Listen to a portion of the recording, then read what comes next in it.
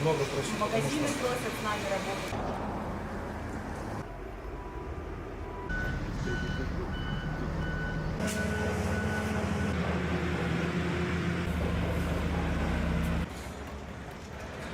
Вот эта площадка, это было бы неправильно здесь ставить жилые дома. Екі мектеп салынып жатыр, одан кейін ТЭЦ-тің ремонтын жаңадан қазір салып отырмыз.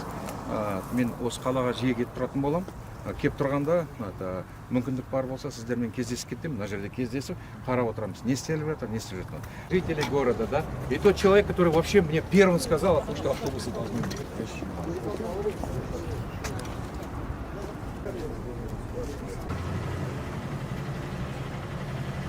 От жителей нашего Ридера говорю: коп-коп-коп-коп, рахмет за наши автобусы. И все будут просто рады.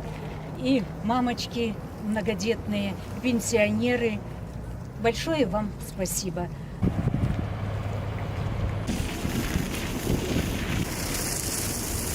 У нас сколько по сетям ремонт предусмотрен? 18,9 километров. В прошлом году, по-моему, 3,2 было, да? 2,3. 18 километров, очень хорошая тема. С декабря месяца на станции вместе с инженерным персоналом занимаются подрядные организации, проектировщики по выявлению замечаний, дефектов и формированию уже общего проекта, на который мы, собственно, и заходили с просьбой о выделении финансирования с республиканского бюджета и с областного бюджета. Сейчас выявлены основные аспекты: это поверхности нагрева в котельном цехе, это котлоагрегат станционного 1, 2, 4, 5. Также идет в ремонт вспомогательное оборудование: это барабаны шаровой мельницы, дымососы, мельничные вентиляторы, дутевые вентиляторы.